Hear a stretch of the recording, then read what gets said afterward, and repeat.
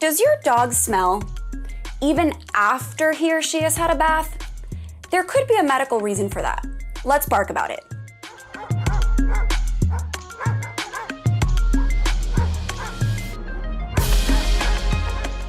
Welcome back to Alpha Paw, your destination for everything dog.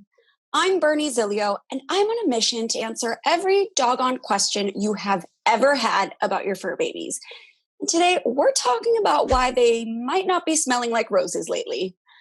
Thankfully, we have an expert with us today, Dr. Ross Bernstein. Dr. Ross is a seasoned veterinary professional and pet care expert.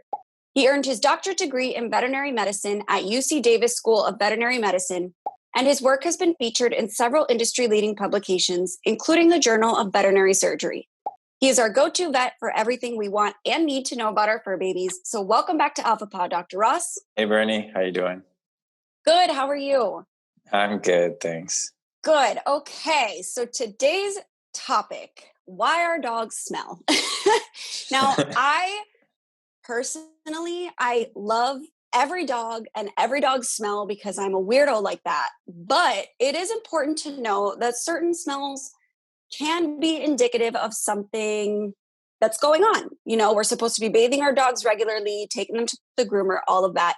But if your dog still smells, there might be something else kind of going on here. So today's topic, I want to talk about some infections that your dog can be possessing that may cause a certain type of odor. So, infection number one, let's talk about the anal glands, Dr. Ross. The anal glands can smell even if they're not infected. But so anal glands, unlike people, anal glands and dogs have them, cats have them, a lot of other animals have them. It's actually if you take your dog and they're meeting another dog while they're going and sniffing each other's butts, it's also to smell the anal glands. So they're little glands that sit on either side of the anus at the about 4 o'clock and 8 o'clock position, like if you're looking at a clock. And so when this is how it normally is supposed to happen. When they defecate normally, some of it should be expressed with the poop. So they should be emptying normally by themselves. But for lots of different reasons, they can become blocked, they can become infected, they can get cancers of these glands. And so if that happens, it can start to be really smelly. It can also be painful. Okay. Well, my dog very happily joined us for this topic. Can you kind of like explain how are we supposed to distinguish like that smell versus other smells? Like how do people know if there's like an anal gland infection or if there's something going on down there?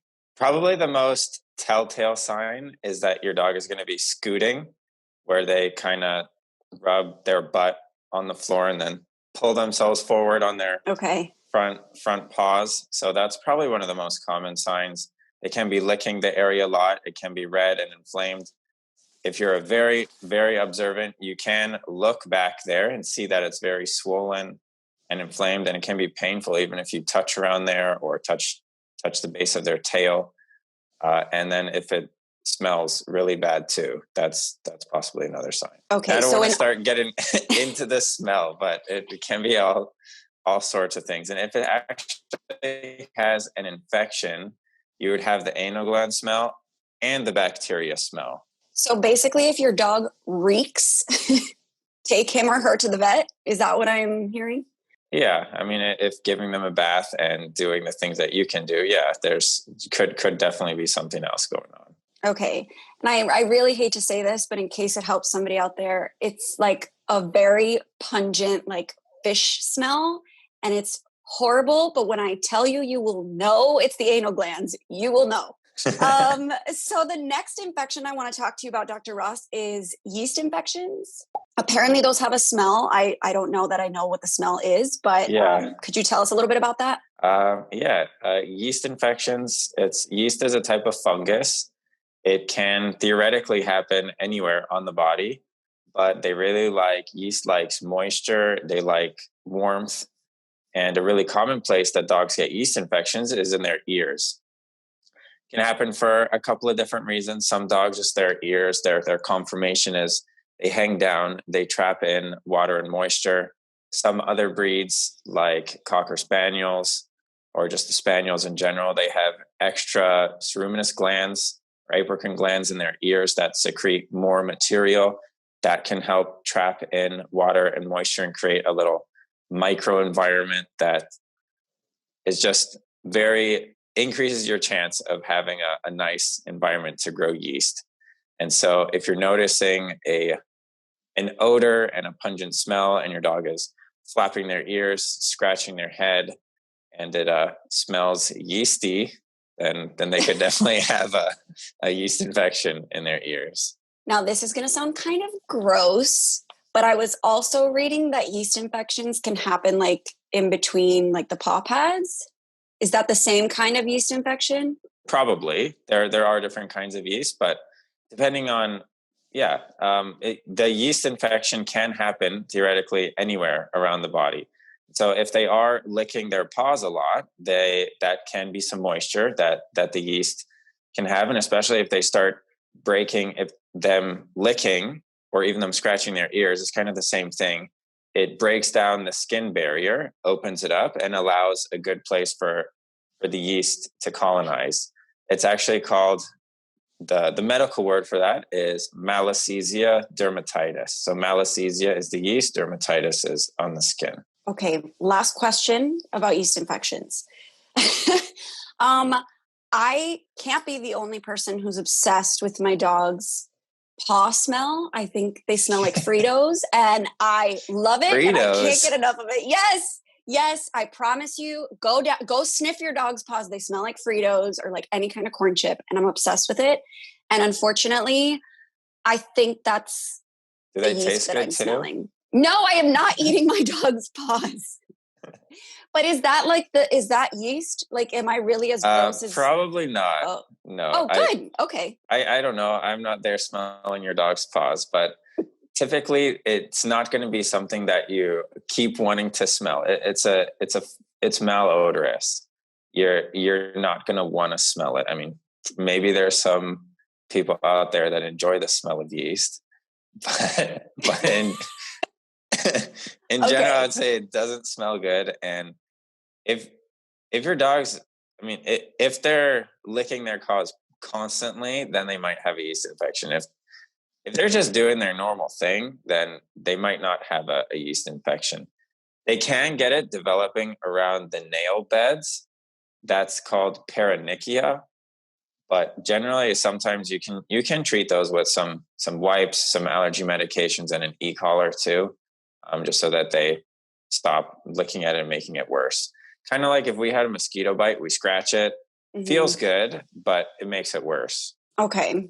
All right. Well, that makes sense. And I am giving you homework for the next time we chat. I need you to sniff your dog's paws and then confirm with me that they smell like Fritos. Moving on to our next infection, and it is a UTI, which is a urinary tract infection.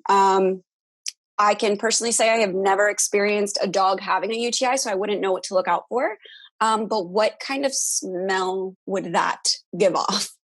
I'm not that good at describing smells like this, but yeah, if UTIs can smell bad.